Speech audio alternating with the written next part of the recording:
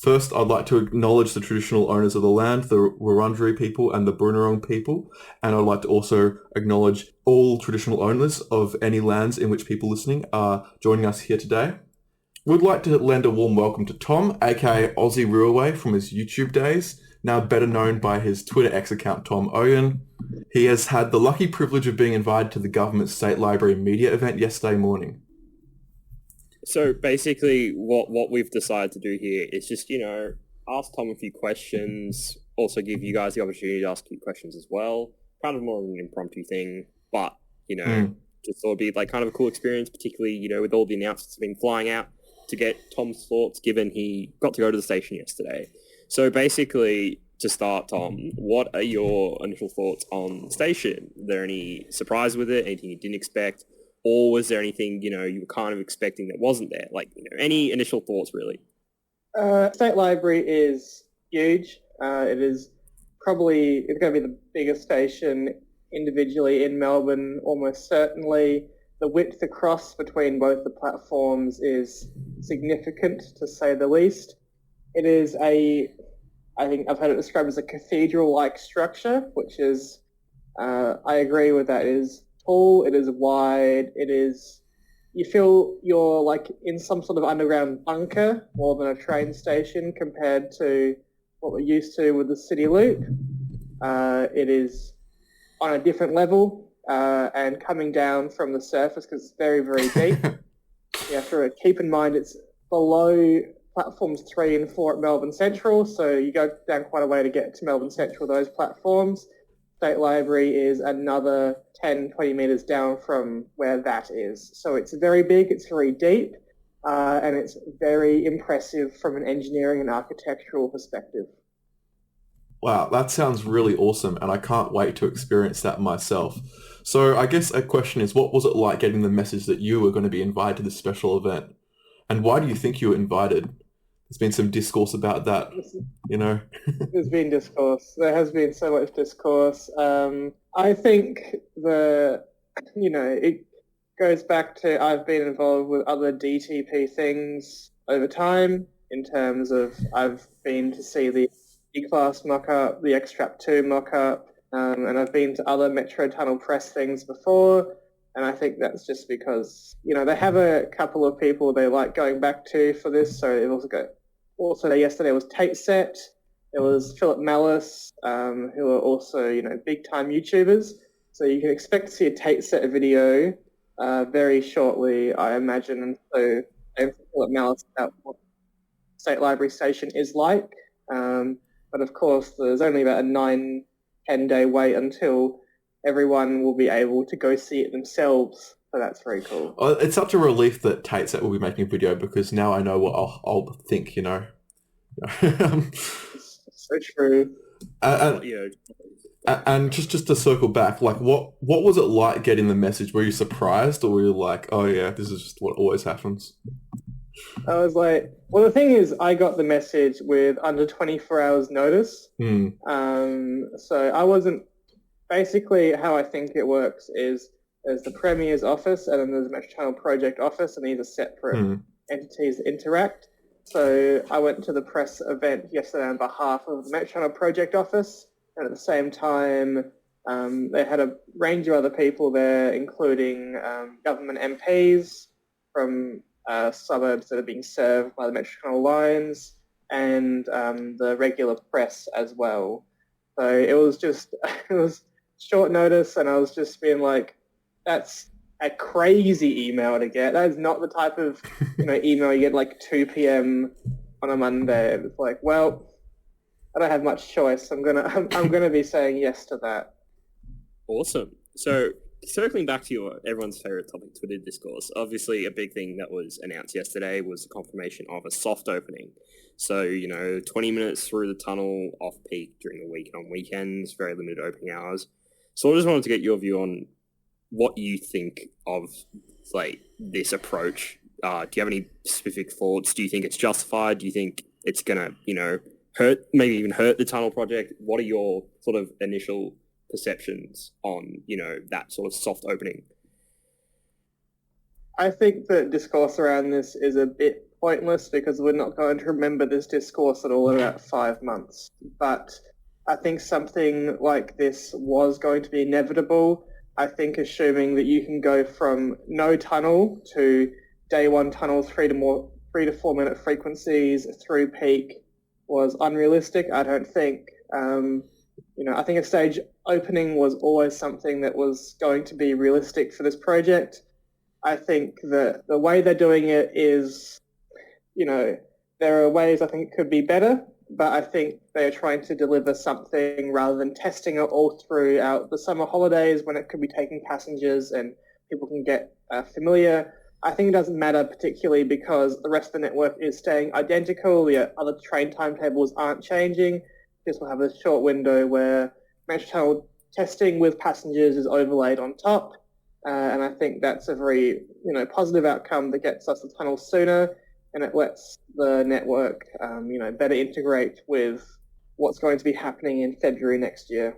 Yeah, talking about that, do you have the inside scoop about what's happening with the so-called big switch and a potential rumoured September 2026 timetable change? This is very vague. I asked the Premier the question at the press conference that got us that mid-2026, that was a thing that did not exist before I asked the question. So that one's kind of on me for adding that bit of complexity into what's happening, because previously the Premier was saying, everything has to be re-coordinated February 1, but actually some things aren't being changed then, they're going to be changed later in mid-2026. So it's, up in the air, as typical with the state government is they don't like releasing the timetables close to when these things are happening. I think it's very interesting that they're mentioning changing tram timetables, because previously there's been almost no mention of change to tram service as a result of the metro tunnel. So I think that might be flagging some, route changes to trams as a result of the metro tunnel, such as, the Victoria Street works that are ongoing at the moment. We could see some trams diverting that way. I think we'll have to kind of wait and see. I think the priority for the government at the moment is getting the metro tunnel timetable implemented, getting the Frankston line back in the loop, and things that aren't directly, associated with that, we might have to wait a bit and see. I guess also on that, one thing I've noticed that's been a bit unclear is what the hell's happening with the cross-city group, particularly given that the concept map, which from what I can see isn't a final version we're going to get, seems like there's a few errors with it. But what's happening with Sandringham, Werribee, Williamstown, and the Laverton line, as they're calling it, is there any indication of the timing? Because it does obviously seem like it's going to be a short run, just for the first few months. Is there any indication from when those two lines will start? Yes, well, that's one of the big questions that has not been answered yet. We know that the Sandringham line will through run to Werribee Williamstown. It's just that we don't know when that's going to be. I think if that doesn't happen on February 1, that will be disappointing. But obviously they have the platform capacity at Flinders Street to accommodate something like that. So it wouldn't be a problem, obviously, for the network. But we're not certain yet if that's going to be occurring in February or later on 2026, because obviously there are train fleet changes that are necessary because Extrapolis trains can't run on the Sandringham line. So that might have something to do with the type of delays that we might be seeing as part of that. We just don't know yet. Well, the Premier and Transport Minister have been posting on r// Melbourne Trains a lot, for example, that map. And they've been surprisingly active in the gunzel community when you wouldn't see the Police Minister being in r// police all the time or whatever.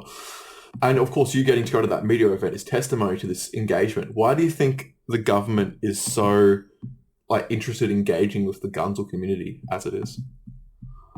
I think there's a couple of things. I think it cuts off the middle person, because often, people on r// Melbourne Trains will post The Age article about something, and the government, can go straight to the people in terms of communicating with people on the subreddits, which is fun.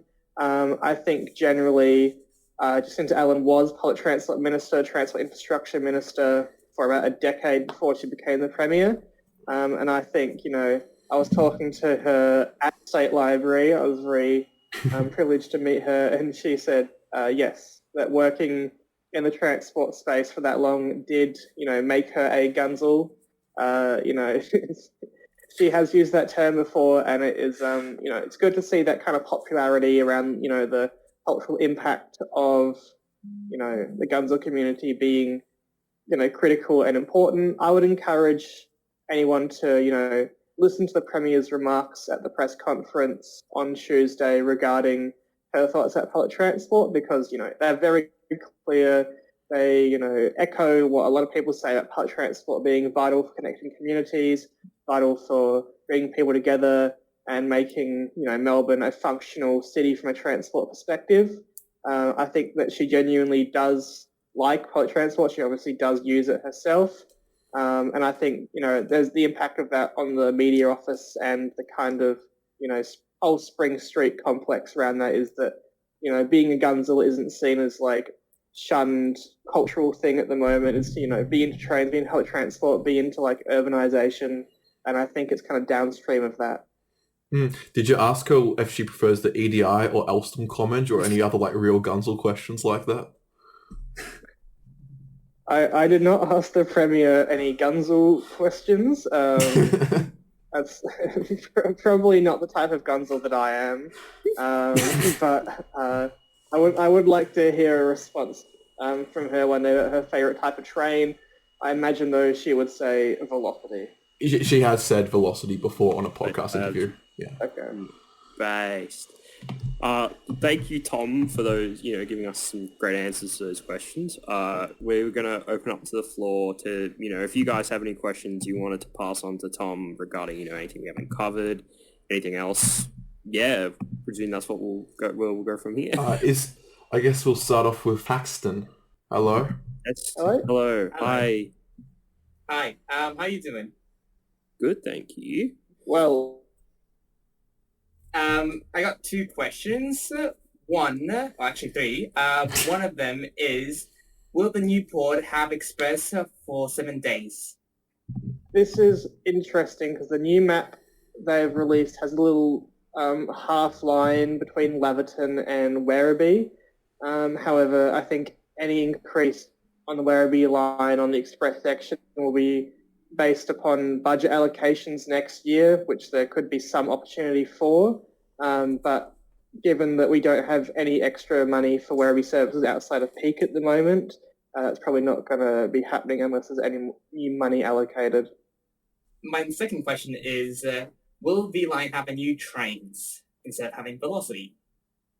No, they're up to velocity number 136 I've seen. I think they're going up to 152, and that will include the production run of velocities in total, and then we'll have to see if the government wants to order more after that, but that's likely to be the maximum size of the VLine diesel fleet for a very long time to come. Okay. My last plea is, when will the Extract 2.0 enter its service? Well, the Extrapolis 2.0 recently did testing on the Craigieburn line last weekend. It's the first time that it run on the Craigieburn line. It's yet to do the Upfield line. There's a lot of driver training to do alongside that. I imagine we'll see it sometime early next year, probably around the time of the big switch, something like that. I imagine they don't want to debut it into service at the same time as all the new timetable stuff because they don't want to overshadow the launch of a brand new train they're spending $1 billion on with all the other stuff that's going to be happening to the rail network next year. So we'll have to see when they want to actually stage the introduction of that.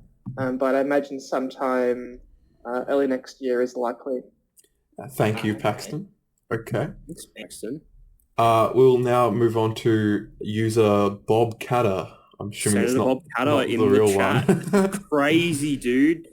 He's so excited for the Metro Tunnel. Max, 3 questions. But I ain't putting any time in it because I know every 2 seconds in far north Queensland. True. So I'm a bit biased on my question, but I had very much enjoyed your video about the sort of Geelong regional rail link upgrade. And I'm from Warrnambool, and they've introduced the velocities now. What do you think of some of the capacity restrictions that have come with the upgrade there, and what solutions do you sort of see there with the movement from the M-Class to the VLocities and like 5 carriages to 3? That is quite strange because elsewhere on the regional network, they went to 6 cars, and the Shepparton line, when they rated that line up there, they did all the platforms up for 6 cars, and the Warrnambool line is 3. I think it's disappointing that they didn't go to 6 car. I think there's nothing to prevent them from doing it because they just need to do a little bit of selective door operation on some of the stations to get that working. Like Bairnsdale Station at the moment's only long enough for 5 cars, but they run 6 cars out to Bairnsdale all the time. I don't really know why VLine doesn't. I think it might be, the fleet shortage from last year is probably contributing to that. But we'll have to, kind of wait and see. I imagine if, there's nothing really stopping them, so if they wanted to, they could. But because they'll run a things where they don't feel like at the moment. They'll run a 6 car from Southern to Warren Ponds, and then they'll only run 3 carriages from there, and they'll be overloaded. Yeah. And it's sort of like, if you're taking the train all the way to Warren Ponds, like, even just on the peak services in the morning and, like, in the evening, it doesn't seem unreasonable to have a second train, but yeah. Like, it's so weird hearing them say, the platforms are only 5 carriages long. Like, you're supposed to have 2 conductors, you could just have someone at the end, but yeah. Thanks for that. Really love your video. See you later. Cheers, mate. Do we have any more questions? Eggman. Let's see, Eggman. Has a question to speak. I have one question.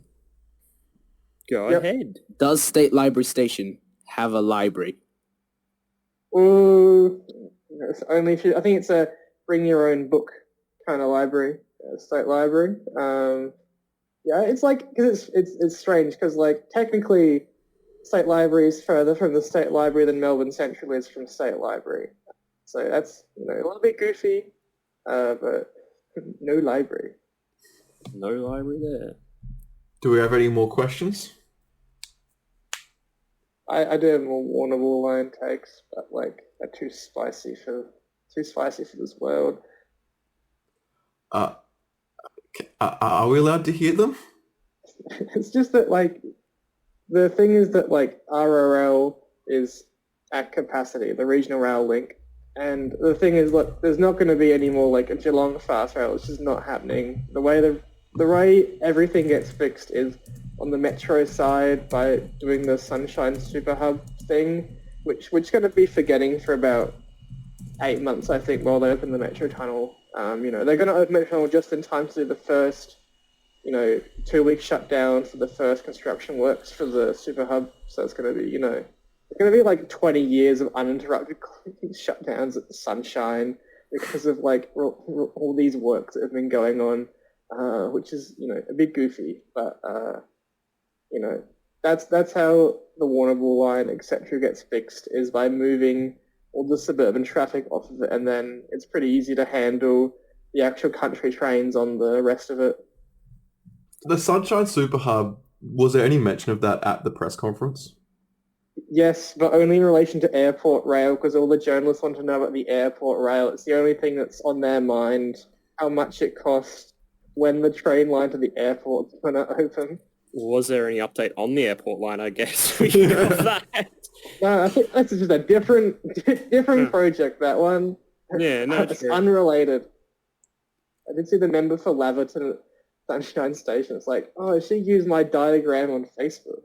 So it's like, Okay, Tate Cert fake account has... What do you mean fake account? As a question. Hello.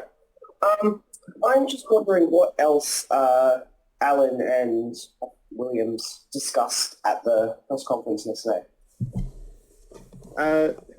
Basically, the press conference was held because they didn't have a day. I think how, in an ideal world, how it would have run for the government is on Sunday they did Town Hall, Monday they did State Library, and on Tuesday they announced the date that it's opening, but they don't have enough, they don't know what the regulator is going to come back and say because obviously it's a Commonwealth body and the state has no control over that.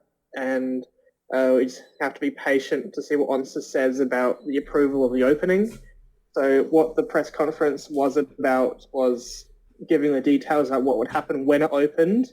And I think the key thing that was said is the tunnel would open immediately after the approval from the regulator is given. I don't know what immediately looks like in the real world. I don't know if that's like we get like a week's notice, we get a fortnight, maybe we get like a single day, and they're just going to like, the tunnel's open, guys. I think that's something to look out for, is that we won't know until very close before the deadline about when the thing will open. The thing is, like, the first train for the Metro Tunnel is going to be very easy to catch in all likelihood from the timetable I was given, which was, it's crazy because I think the only instance of that timetable being online is from the picture that I took. I don't know why, like, there's this thing where journalists, etc., don't consider timetables to be an important thing to share, but I was glad I got my hands on that so we could actually have a look at what the timetable is going to look like when it opens. It's just that we don't have an exact date. I think it's going to probably be around December 7th. Was the timetable like the full opening timetable, or the soft opening timetable? The soft opening timetable. We have not seen the full opening timetable. I asked about it, and it's just, we'll be given notice is the term that I was told, is we will be given plenty of notice about that timetable. I think it's fair enough. They don't want to confuse passengers with a soft launch timetable and then a regular timetable by providing them at the same time. I just think it's a shame we don't have specifications for the timetable, what it's going to look like in February. I think we'll probably find out sometime in January. It's going to be probably less than a month's notice about what it's going to look like on the opening day. And I think, at that point, we'll know, how late will every 10 minutes run. From what I've seen, it's very likely that the timetable on the eastern half of Metro Tunnel is going to look much the same as it does currently, which means 10 into peak, weekend, more frequent peaks. And the Sunbury line is a huge uplift. So on the eastern side, there's only 100 new weekly services. On the western side, is going to be more than 1,000 weekly services. So that's trains twice as often to Sunbury, Water Gardens, 7 days a week, which is going to be a huge uplift for the western suburbs. But we don't know the actual specifics of what those times are going to be and how late they're going to run, how early they're going to start, that type of thing. Ooh. Thank you. Okay. Spicy Meatball Subbers hand up. You invite them to speak. Yep. Bang.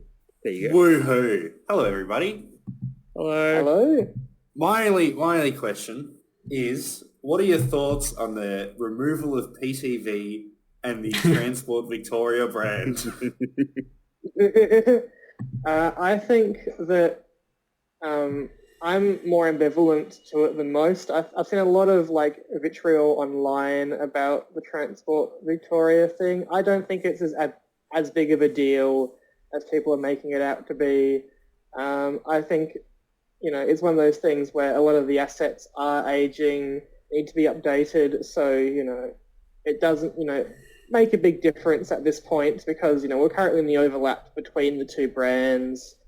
I think it's a shame that we don't really know what the department's thought process on this is. I've talked to people at DTP about this and, basically, we don't know what the end result of it is. We just know it's going to continue rolling forward until an indeterminate point where there is no more PTV or something of that sort.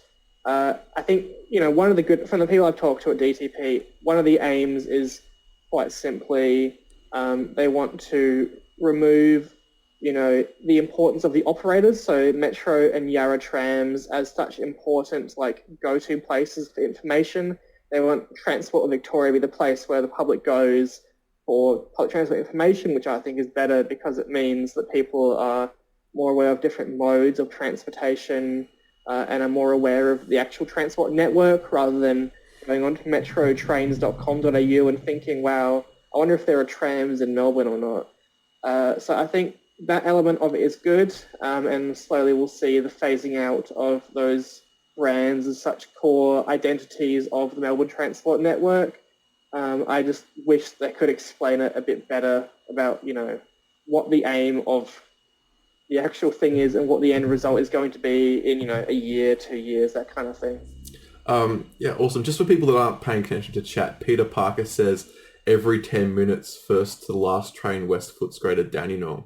Well, I think that's from the big switch. Yes. Like, that's the official communication. That's Yeah, pretty huge. so there's currently some conflicting information on this, which is a bit strange. So it seems like how it's going to be is like every 10 WeFo to Dandenong, first to last, and then every 10 Water Gardens to Dandenong until 9 p.m.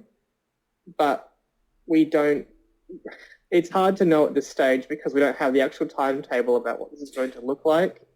And I think it's kind of the thing where we shouldn't jump to conclusion. We should wait for an actual timetable and see, what we're going to end up with, because we've got to be a bit careful to jump to conclusions for, it's not very relevant yet. We're going to have to wait until January to see what the actual thing is going to look like, I believe. Do you have any more questions, Spicing Up Sub?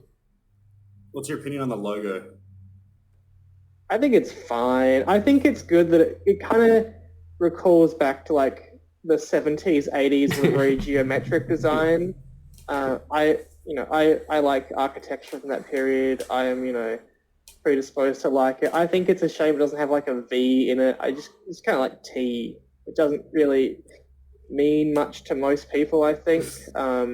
And because they don't have any budget to like advertise what's happening, and just kind of have this logo. But I do like, I like that they've got the dots, and I like they've got the, geometric shapes. It's like a Rebirth Telecom logo. I think it's fun.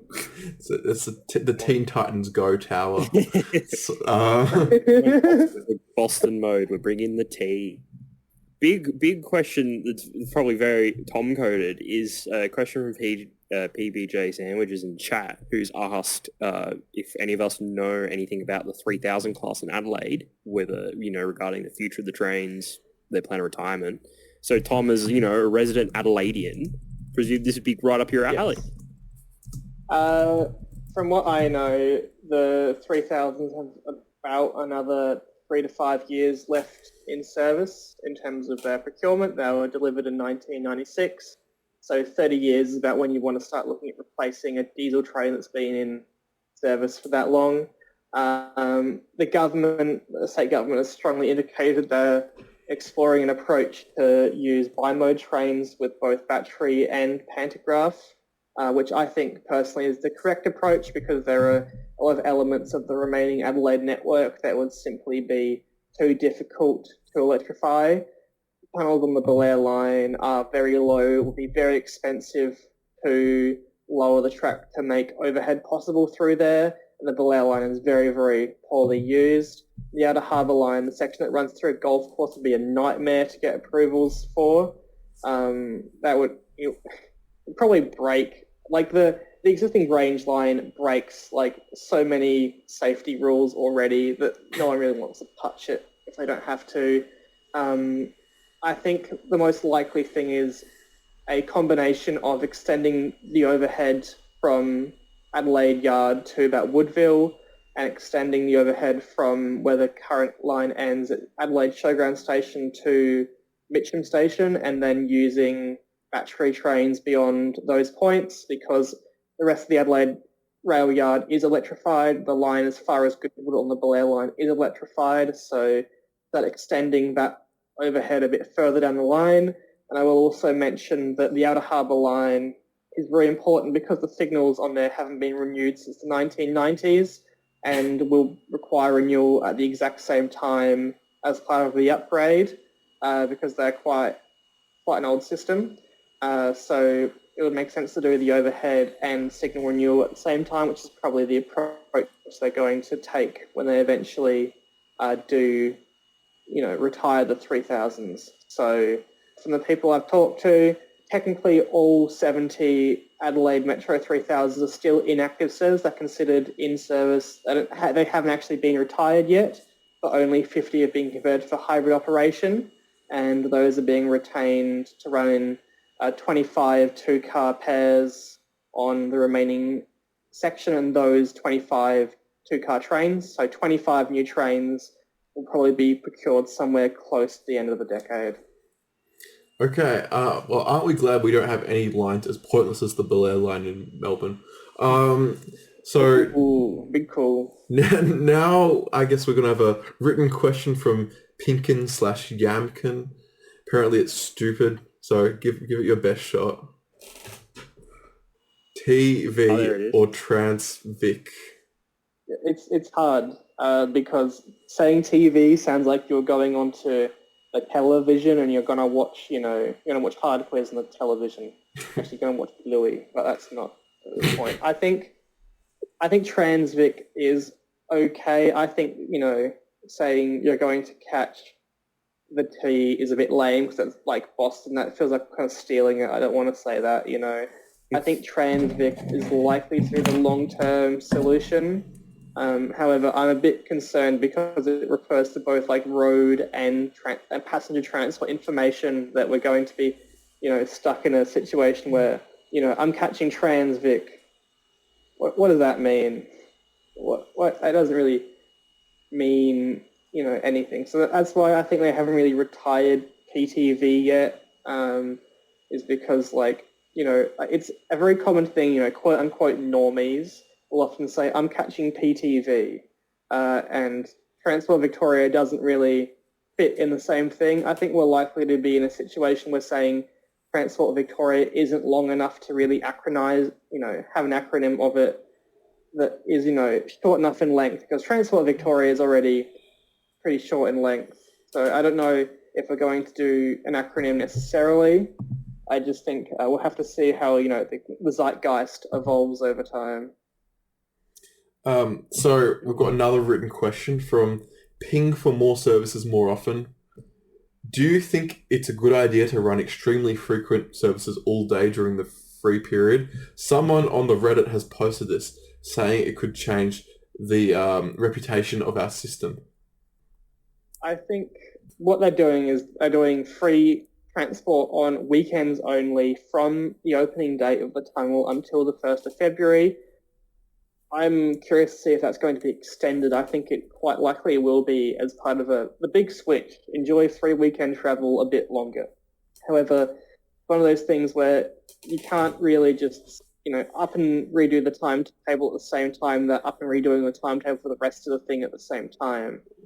It's always good to run more frequency, and I think, Metro helps us deliver that, but at the same time, the free periods are going to be on weekends only, which is when, the network statistically has both its lowest usage and its lowest frequency.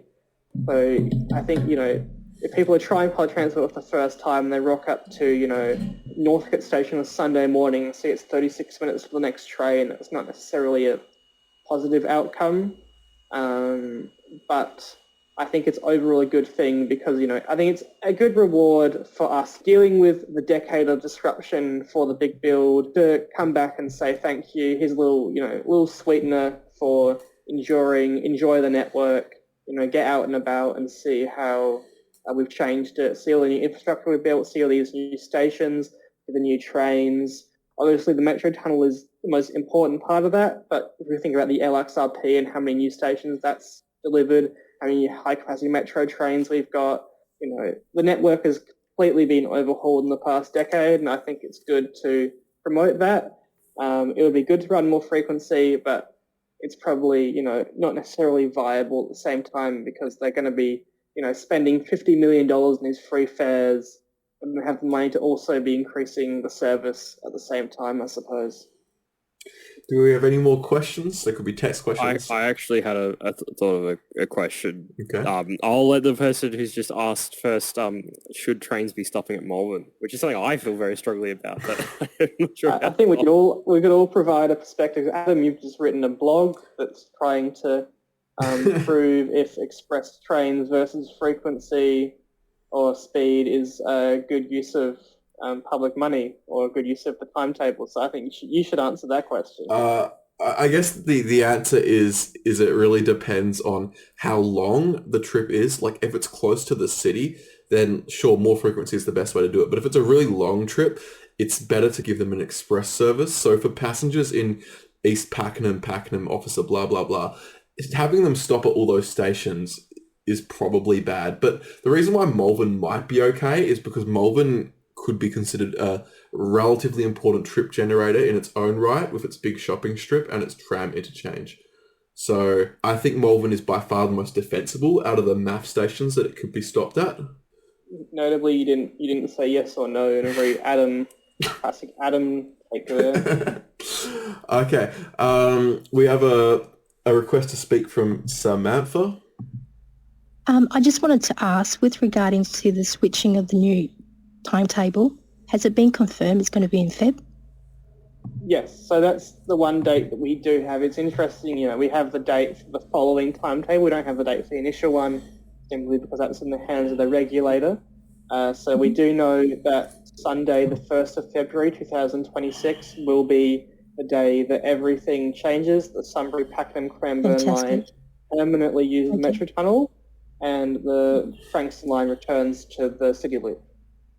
Fantastic. Thank you. Okay. We also have a text question from Max Productions 16, which is, will they still run some footy trains via Richmond? What do you think about the prospects of this? We don't know. I'm going to go with wait and see on this one. I think it's one of those things where I don't think they probably don't want to, because the thing is, like, Town Hall is not that much of a walk from the MCG. All of us who live on the northern group, we know that we can just walk to Flinders Street and it's fine. I don't know if the people in the southeast suburbs are going to be willing to accept walking backwards to go forwards. We'll have to see if everyone wants to catch the Frankston line, they overwhelm those and they have to put on the footy specials, or if people are willing to walk to Town Hall. I think the problem is that the Federation Square entrance, which is closest to the MCG, won't be open until late 2026. We know now that it's not going to be until late 2026.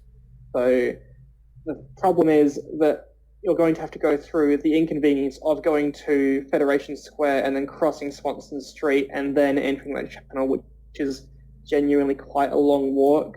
I think that they could justify running footy specials for the first year or so of the tunnel, and then when the Federation Square entrance is finished, then they can start, just saying walk to Flinders Street. But until we have that entrance, I think they probably need to run footy specials. Whether or not they realise this, I think we'll see. It might be determined by ONSA, because ONSA will say, how many passengers this station can actually move. And if ONSA doesn't think it can move the right number of people, I think that they might, have to put on footy specials, because they obviously can. I'm just assuming they probably don't want to, because it adds a lot of complexity to the network that I'm sure they'd rather avoid if they could just run more frequently through the Metro Tunnel after the footy games. I actually had a question I was going to ask before, which was the map post on Reddit has been interesting. So I kind of want to just get your thoughts on what you think of the map. I think they're flubbing it a bit. I don't know if this is like the final map, but I don't like how, for instance, the VLine to Bairnsdale that crosses the Cranbourne-Pakenham line twice for no clear reason. I don't know what's up with that. I think we probably got an unfinished version of that map that the minister just kind of put out there. I think when we actually see a map, it will be different to that. I also do wonder personally if there's going to be a temporary map between the Summer Star and the Big Switch, because obviously that would be quite confusing for passengers if, everywhere on the Metro network there's all these, new maps that show the Metro Tunnel, but they don't show the trains running through the City Loop, which they're going to continue doing for another couple months. I'm wondering if there's going to be a temporary map on all the trains, or at least on the Cranbourne-Pakenham line, that shows what's going on, because otherwise I think there's going to be a lot of passengers who are going to board the trains on the first day, get off at Town Hall and go, where is this? Mm-hmm. So I think there's a lot of comms work they're going to have to do on that, and they've said, this is the thing about the intensive passenger opening they're going to do, as they're going to do a lot of customer service. It's going to be a very big challenge for Metro, obviously, so we'll have to wait and see how they approach the challenge. elsewhere on the map, was there any other like things you liked on the map that is new, or any other details you noticed that were a bit interesting? I know one for me is that the between Dandenong and East Pakenham, for some bizarre reason, the notches don't line up. But I also kind of like the Laverton. I'm a big fan of including I Laverton wish as they its own didn't line. make the... Yes, that is interesting, and perhaps indicates that they want to run Werribee Express trains, permanently. I think, Kate has said before, he doesn't understand why the express tracks are shown differently. I think it makes a lot of sense personally. And I think it's good to try and formalise that. I remember when I moved to Melbourne, that was the most confusing bit of the network to me. I did not understand how the hell you were supposed to get to the Altona Loop, because there were the trains to Werribee, there was trains to Williamstown. How do I get to Altona? I go catch a train to Laverton. I think that is potentially ongoingly one of the most complex parts of the network that the average person doesn't understand necessarily. So I think, trying to improve that is good. I think putting the fare zones on the map is strange because they're practically irrelevant. They don't really matter. No one makes transport decisions based upon Zone 1 or Zone 2 fares. I think that probably is going to add clutter. I think it's interesting they're not taking the opportunity to add SRL East and the airport rail, which both will technically be under construction next year, as, under construction the same way the Metrotron is currently shown on the map. I think that's a bit funny. Like, if I was in charge, I'd use the opportunity to add those to show, there's more good stuff coming. Yes, the thing about the fare zones is interesting, because if you look at the old map before the current iteration, it is clearly designed with the fare zones as being the most important unit of information that it conveys. Whereas we have definitely abolished that kind of thinking, which I think is a move towards progress. I've actually got another question about State Library Station. Is there any retail activation within the bit of South State Library that you went to? Yes, State Library does have retail. It's buried, if you know where the the lifts are by the concourse. There are some shops in there. I've seen the photos of them. I didn't get a good look because, to be completely honest, when I was inside State Library, I was mostly talking to important people. So I didn't get the chance to kind of geek out about it, unfortunately. But I'm not sure if they're in the paid or unpaid area. I'm imagining they're in the unpaid area, but I think there'll be some interesting kind of boutique shops in that little bit. So obviously, Town Hall has a much larger area for the shops. Town Hall is there's going to be so many shops in there. It's going to be very interesting. State Library is more train station than shop, simply because, Melbourne Central is right on the other side of those barriers. So I think that makes a lot of sense. Yes. There's a question from the text from Paxton. What is happening with the reconfig and Metro Tunnel 2? Nothing.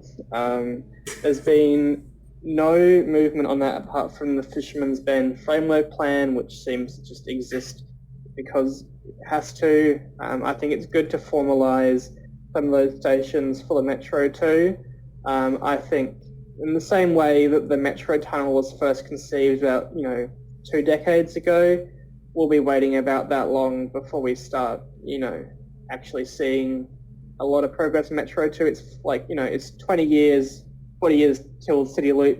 It was 20 years till the City Loop ran out of capacity, and then 20 years from the start of the conversation about the Metro Tunnel until where we are at the moment. I think we're probably in for a similar time frame, the 2050s, in terms of Metro 2. I think City Loop reconfiguration makes sense to do in the in-between period. I don't think the government is in any rush, and I think the only important thing that will motivate the City Loop reconfiguration is if the metro network reaches capacity again. And obviously the thing is, the metro network is around 20% below where it was 5 years ago because of COVID-19, how commuting has changed. I think it's going to be a very, very long time before we need a project like the City Loop reconfiguration, simply because the peaks aren't what they used to be, and our transport demand is a lot flatter than it used to be. And the Metro Tunnel provides so much extra capacity for running those other services that it's going to be a very, very long time indeed before we're going to need some of those big, heavy infrastructure projects again. I think the next decade is all about frequency, and trying to, make the most of the assets that we've got rather than spending another $20 billion adding more inner suburban rail capacity. I think, at least for me personally, I would like to see a focus on outer suburban train extensions to like Clyde and Wallen and stuff like that over like an expedited Metro 2. Talking about Metro 2, I know this is a bit of a joke question, but it's from Alex, the rhombus guy. Tom, what's your opinion on Rushall Station? And presumably, should it be deleted if they build Metro Tunnel 2? I think they could close Rushall now. I think they could close Rushall tomorrow morning and no one would notice for about 3 to 7 days. It's one of those things where the Melton line just is slow and there's a lot of things you could do to fix that. One of those things is Merry and Rushall both don't really need to be there. It's just like the patronage bears that out and they're not really adding much to the network because, it's such a dense part of the network in terms of transport coverage. I think that they to speed up those trains ever so slightly and to get, people from the outer suburbs into the city a bit quicker when all those people in, Collingwood, they got the trams, they can catch the E-Class, they're going to be okay. We have another written question, which is, what is the best Metro Tunnel station? I haven't seen Town Hall. I think I'm going to reserve my judgment until I do. I think State Library is very, very impressive, but I do think from the photos that I've seen that Town Hall, the crypt, is going to be a really remarkable place to be. I think we'll have to wait and see on that. But I think of the ones I've been to so far, personally, I've been inside Parkville, Anzac, and now Town Hall. Town Hall is by far my favourite Metro Tunnel station. And State Library. I misspoke. I apologise.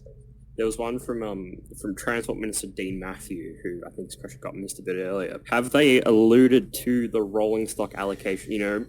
Classic Melbourne's railways have changed forever. Have they alluded to the rolling stock allocation for post-Metro Tunnel? Melbourne's railways truly have changed forever. I think we basically know what things are going to look like. Metro Tunnel's going to take over a lot of going to take over Sunbury so that displaces more Comengers. So we're going to be racing towards a lot of Comenge retirements in February, March next year. I think the big question is, what does Kananook get? I think Kananook's going to get a lot of Extrapolis 1s, basically everything that's free from the rest of the network. And then I think at this point we can actually, get the Melbourne's railways have changed forever bit to become a reality, where it's going to be Comengers on the Northern Loop and Siemens on the Cross City, and it's probably going to stay that way for a while, you'd assume, because I think we'll have to see how much Kananook can actually take and how much of those can just be Extraps. I know the idea was supposed to be that Kananook was just going to be Extrapolis 1s. I don't know if that's a realistic thing. I think it's probably going to be a mix until there's more Extrapolis 2s coming online next year and 2026 and 2027. So we'll have to see. I think the big thing is going to be that Melbourne's railways will have changed forever. There's probably only going to be 1 or 2 lines that are going to have a mix of trains left on the network. So like the Sandringham and Werribee line might be the last vestige of seeing all the trains. I think the ideal is just Siemens because it's best suited for the 2 doors. The other lines can struggle with peak frequency if there's only the 2 doors. Like I know on the peak Craigieburn trains that I catch very often, if a Siemens shows up, then everyone's like kind of sucks about it because like the passenger circulation is terrible for the Craigieburn line. So I imagine they probably want to keep the Siemens off the Northern Loop as much as possible and try and just keep them on the Cross City where the capacity doesn't really matter quite as much. Yeah, as the Sandringham line and the Williamstown and Altona line have quite flat ridership profiles over the day, although Werribee is a bit different. And the Werribee line has the very long express section, so passenger circulation just doesn't matter quite as much for those trains. The question is, what about Upfield from Paxton? Upfield and Craigieburn lines will be intrinsically linked. At the moment, every Craigieburn line train becomes a Sunbury or an Upfield, and the same vice versa across the whole Northern Loop. I don't know why they do that. Presumably it's some sort of timetable balancing thing. So drivers don't I get imagine bored. it's going to be identical. I imagine it's going to be identical when the new timetable starts. All yellow northern loop is every upfield becomes a Craigieburn, every Craigieburn becomes an upfield. So those become intrinsically linked, and obviously Craigieburn Depot is where most upfield trains are maintained as well. So they have to be linked to that at the same time. Okay, do we have any more questions from the chat? Did see one come through about potential regarding SRL East potentially using express buses as like sort of a precursor similar to what they did in Sydney Metro Northwest for the station link. Do you reckon that's a good idea? Not really Metro Tunnel related, but sort of similar. I think that they should do that. I think Suburban Rail Loop East doesn't necessarily have a complementary road network. I think that's what makes it quite unique in the way that it kind of buzzes around underneath a lot of the suburbs. I think that's why commentary about why can't it just be elevated down Springvale Road kind of misses a lot of the point at destinations that the SRL will actually connect to, in the way that having a complementary overlaid bus service might not. I saw a presentation from Liam Davies last week about express buses versus all stations buses in Toronto. And the actual thing that's interesting about that is they have very low passenger productivity, is that despite being express, despite offering time savings, is that most people just don't care about the express nature. I think, a lot of the university shuttles that are not the 401 and the 601 also have pretty underwhelming statistics, like the one that goes to like Deakin, Burwood, or to Latrobe in the northeast. They do okay patronage-wise, but they could also just stop, and I don't think it would be much different or any different at all. So I think, adding more complexity to a very complex suburban bus network isn't necessarily what we should be striving for, and I think a lot of the patronage gains will probably be a bit overstated about what they would actually do to help people use the network. Yeah, of course, we know bus trips are typically relatively quite short, so like express buses is probably not the greatest thing unless it's like a specific freeway corridor where they actually go fast. Another question is, will the Stony Point line get velocities given that the sprinters are already 30 plus years old? From Brisbane Lines 2025. Congratulations.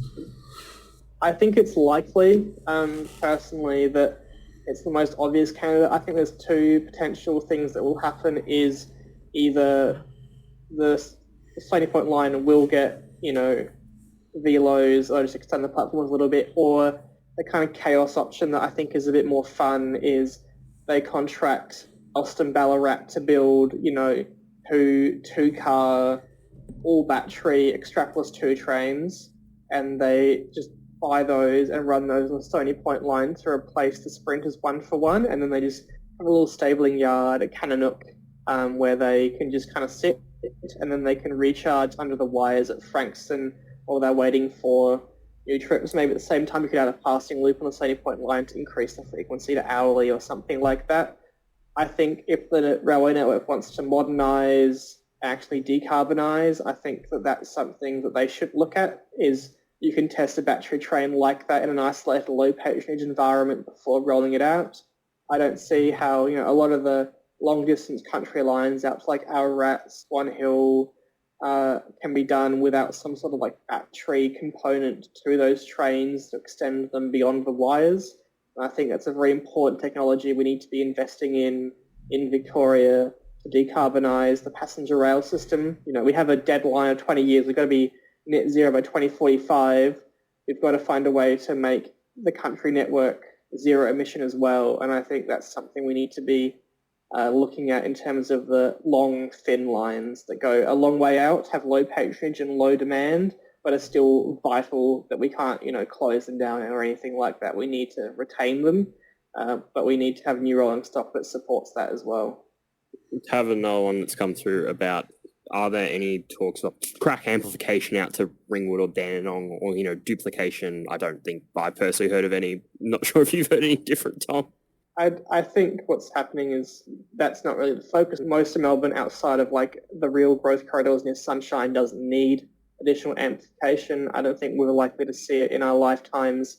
like any more third track, for instance, doesn't really add a lot of capacity, doesn't really do a lot of things that we don't already do with the existing network. We've moved more towards standardised all stations trains, so we can fit more in and move more people. Okay, here's one from Ping for More Services More Often. Given that they have taken the 601 a lot, they spend about 50% of the time in traffic. Should Melbourne do a traffic priority blitz and sell it as a big build? We should have bus lanes along North Road. It's a bit goofy that it doesn't. We kind of do. Yeah, the thing is like a bit lame and doesn't work very well. It's one of those things where it's like a kind of a Vic Roads, which I guess is now Transport Victoria, which is a DTP thing. They don't like doing that type of stuff very much at all. I think it's interesting, a lot of the new road upgrades that are going on in the outer suburbs. There's a lot of new bus lanes going in there. I was on Craigieburn Road today. There's just a couple of kilometres of bus lanes on Craigieburn Road now that were just like added as part of the giant upgrade that happened there to make it like a giant 6 lanes road through the middle of Craigieburn. But it does have bus lanes on it. I think that there is a lot of opportunity to do that. I think they're very bad at selling that. I didn't know that Craigieburn Road had bus lanes. I would wager that no one in this call knows that Craigieburn Road has bus lanes on it for some reason. So they're bad at selling it when they do it, which I think is quite normal for a lot of these things. I also think the problem is in the inner city, there's not a lot of road capacity that you could use for bus corridors. And in the outer suburbs, the traffic's only bad enough some of the time to justify a bus lane or to justify, an investment. And if a bus lane isn't moving more people than a car lane would, then is it really doing its role in the transport network? And I think those are some of the questions that need to be answered about, we need more bus lanes, obviously. Where actually the right places to do it? Like, you wouldn't just, add a bus lane along all the smart buses and call it a day. You have to be a lot more targeted than that. And that's something, we're pretty bad at. We're bad at that small-scale infrastructure. We're bad at, upgrading tram stops to be level access. I think that we could do a lot of improvement on that type of infrastructure. Just a clarification that Ping for More Services More Often actually rides the 703 a lot, not the 601. Yeah, it's important to know. Just on the topic of bus lanes, I would say they are the most useful when they're approaching a road which has a lot more traffic than the road you're currently on, because it allows the buses to get to the front of the queue for the very long traffic light cycles. So the bus lanes on Johnson Street are actually very important because Hoddle Street is just on 90% of the light cycle time. So you've got to get in there to get across that. The main thing that we could do to actually improve bus lanes is kind of enforce the ones we've already got better, or just make the ones we've got 24/7. That would do 80% of the work for no money, but yes. What are your opinions on Fisherman's Bend renewal, specifically in relation to MM2 and the tram extensions from Max Productions? I think that we've clearly pretty much given up on Fisherman's Bend. I think the state government's pretty much given up. It's, you can look through the, Plan for Victoria, which is our, main strategic document for, where people are going to live, where we're going to build homes, and we're going to, do that type of stuff. Fisherman's Bend doesn't really rate a mention at all outside, the generic, we're doing it. I think Fisherman's Bend, in the context of the activity centre program, changes to the planning code, in terms of home delivery, Fisherman's Bend's clearly on the back burner, or it's not really on the burner at all. It's the grill is off completely in terms of Fisherman's Bend, and I think it's quite likely to stay that way because the transport is just not great. The Fisherman's Bend has a giant freeway running through it that is impossible to really mitigate in any meaningful way. We have all this other activity centre program going on to deliver homes where there's already trains rather than somewhere where there's not. The tram clearly is not going to be a great solution because it's going to be branching off the Port Melbourne 109 line into Fisherman's Bend, which is going to add a lot of time to getting to Fisherman's Bend. Hopping across to Fisherman's Bend is going to probably be a 20-minute tram ride, something like that. Fisherman's Bend is not a good housing solution when it can just be, it's probably like a good future thing, but it's something that's not going to work until Melbourne Metro 2 is built, and there's no reason to build Metro 2 for another, couple of decades. So it's one of those things where, I'll see it in my lifetime. We probably all will, but it's not one of those things we're going to be seeing in the immediate future in the same way we might have thought a decade ago. Indeed. We've got a question from Eggman, which I'm sure you'll love to talk about. What camera do you shoot on? What camera? Oh, fantastic question. Thank you, Eggman. I shoot on a Sony A7 III, and I have a Tamron 18 to 200 mil zoom on that. It's been a very reliable camera for me. I've taken it everywhere. I highly recommend Sony cameras. They're very good DSLRs. They do everything you need to. They're very easy to use.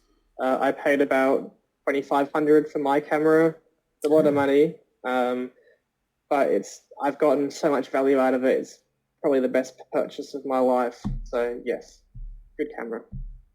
Do we have any more questions from the chat?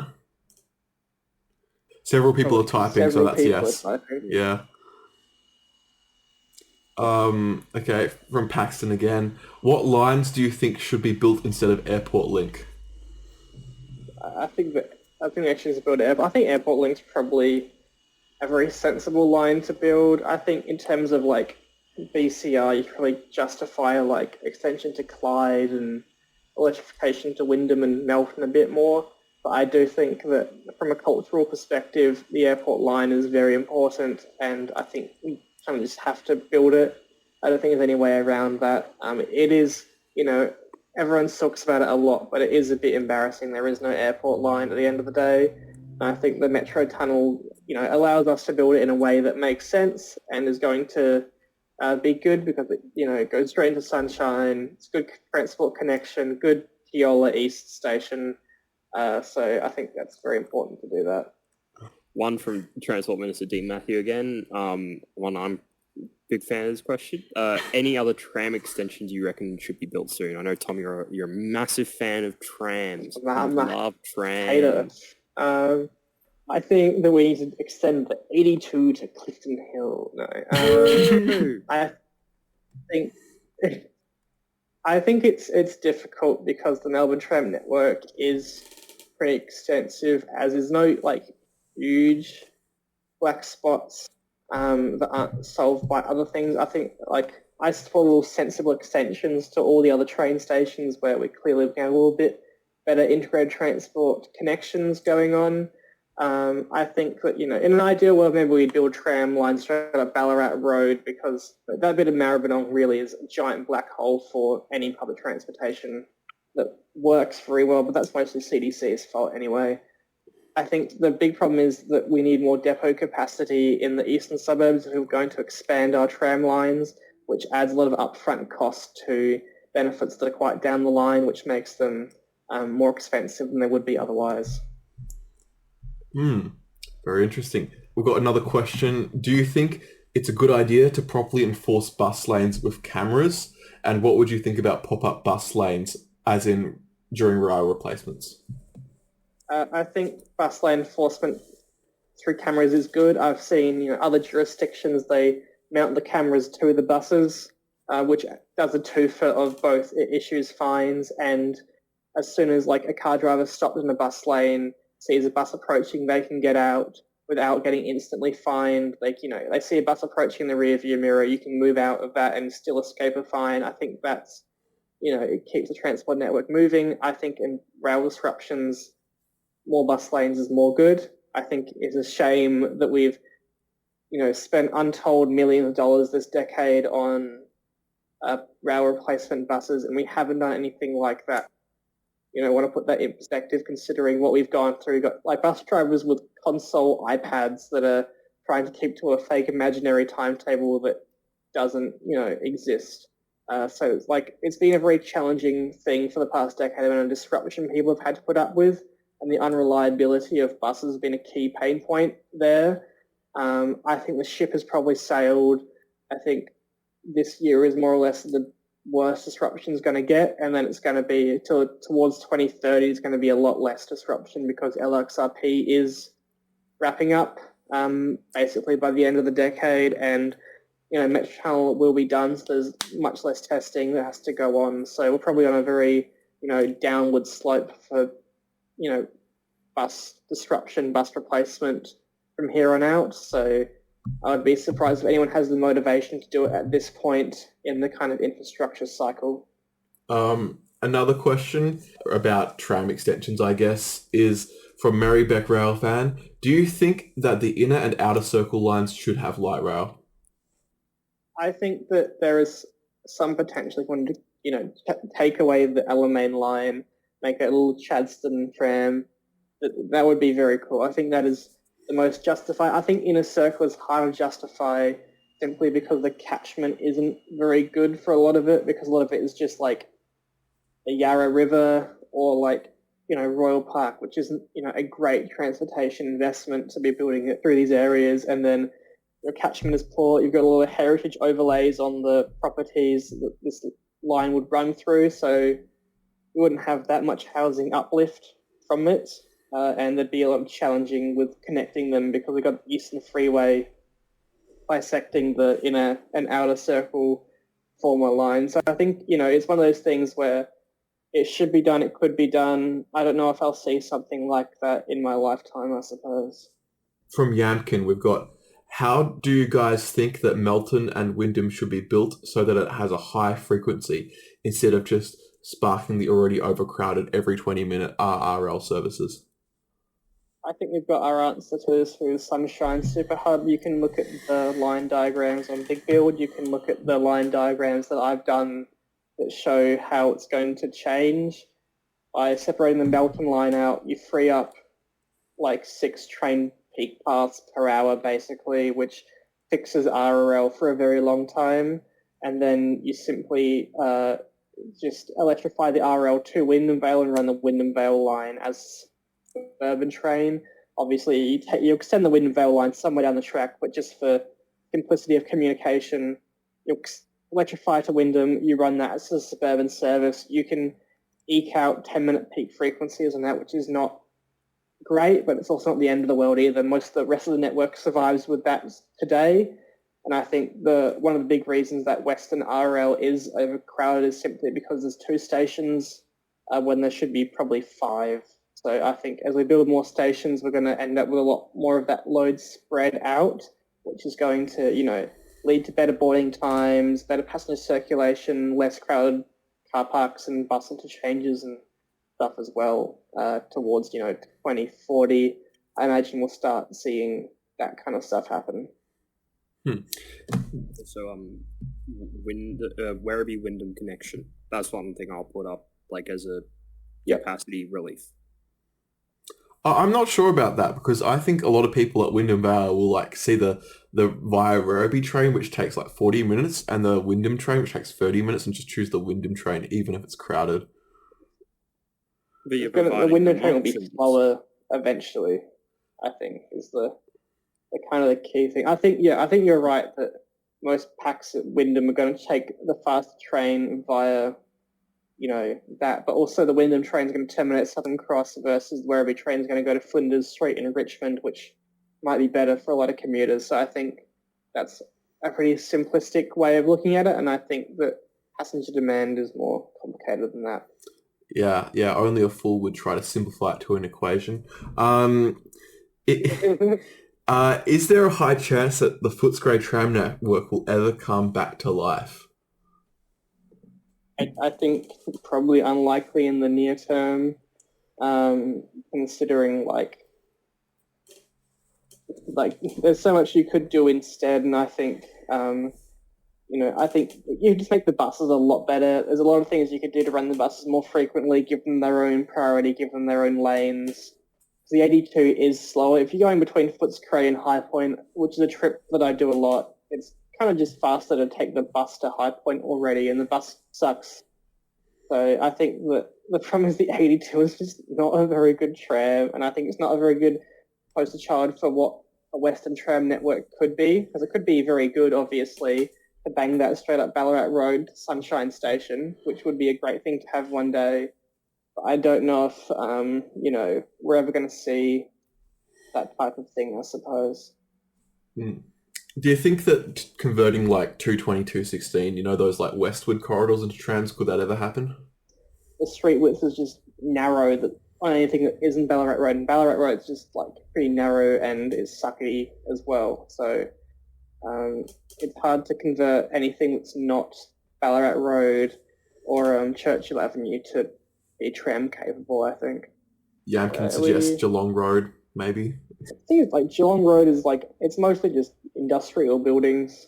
Like, there's a very small bit of Kingsville that is going to be trip generator, and then it's industrial the entire way out to beyond Laverton. So, you're never going to justify doing that, I think, is the problem. But of course, we know that like now fired crikey editor-at-large Guy Rundle did propose that we just don't build any new housing in the established suburbs and just make a new city in Brooklyn or something. True. Why do we need our little treats? We can eliminate all treats and we can pave over Laverton with housing, with the Anco houses. Yeah, true. So will Melbourne have ferries now? It's a ferry, right? Yeah. Yes, ferry network. It seems unlikely. The problem is that they're very, ferries are low patronage, expensive to run, and very complicated, and they only work when you have the unique geographic features to make it such. And Melbourne does not have that work in any, really special way, I think is the problem. I'll just add to that one of the big problems of ferries is that the Yarra River from like the mouth to Balti Bridge has a speed restriction on it due to all of the container ships, and that significantly makes... I don't like that argument though. Ferries bad, right? A purely regulatory argument is that couldn't be changed. It's not fixed. You could change that, but even such that it's hard to, you could upgrade the limit to like 60 and it would still be kind of lame because it'd still be really slow getting out of there, even at 3 times what they're currently allowed to do. Yeah, I guess that is true. Peter Parker, Melbourne on Transit says high capacity Westgate Punt. Very true. We could be like the ferry in Perth, from Perth to South Perth, which is basically just a high capacity Westgate Punt. But it doesn't. I think it's very silly that the Westgate Punt doesn't run 7 days a week over a 16-hour span and is free. It should just be like that, or just put little Mikey validators on the Westgate Punt. It's very silly that it should be an obvious part of the transport connection, because if you're in Port Melbourne, you want to go to spots where it's stuck at the moment, and you have to pay a separate non-integrated fare to do so, when it would be a great thing to be running that 7 days a week as a reliable public transportation service. Yeah, definitely. I've tried to go on kind of walking trips with some of my friends to Altona from the city, and they all depend on using the Westgate Punt because we're not going to walk through Footscray. What do you think we are? Western suburbs people. You're going to say just walk across the river. What the hell? Nah. That's crazy, dude. Nah, but generally the fact that it can only be done on weekends has delayed this planned trip for months, and it's very annoying. Fix the Westgate Punt solely so Adam can do his little swap trip. Do we have any more questions on text? Oh yeah, there we go. Will Gippsland Spark include Ballarat and Bendigo? Again, Presume means I assume that's VLine Spark. in an urban VLine electrification, which the thing is a lot of people who are I can't believe they de-electrified the Traralgon line, when the only way the Traralgon line gets saved in any alternate reality is if it gets de-sparked, because it was costing more money to operate than it saved. It makes sense in retrospect, and I'm glad that path was taken, because otherwise we might not have a Traralgon line today at all. So I think that's good. I think looking towards the future, I think Geelong makes the most sense, and then Ballarat, and then Gippsland, and then Bendigo. I think VLine has to release some sort of decarbonisation strategy in like the next 2 years, because it's already crazy. They have an obligation under the federal government's safeguard mechanisms to reduce emissions, and so far their response to this has been to do nothing. And they might just end up paying a very big fine, which would look bad for the government, would look bad for VLine, would look bad for Victoria. And it's kind of embarrassing they've decided they don't want to actually do anything about this. I think it's basically up to the government to give VLine a load of capital funding to electrify, or VLine is going to try and do some weird hydrogen battery thing, which won't work. So kind of up to the government, it's up to VLine to actually tell the government, yo, we need to do something. In 2025, we're still building VLocities to the same design we were, 2 decades ago. We need a regional train that works for electrification, that delivers that sooner.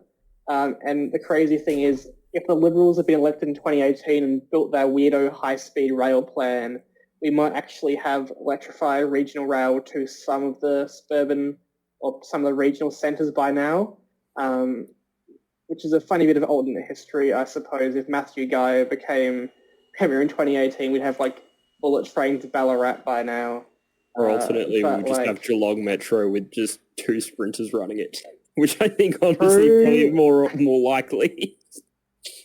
So it's one of those things where something has to happen. We're just kind of waiting and seeing in terms of what we're going to get, I suppose. We've got a question, which is, what is your favourite train?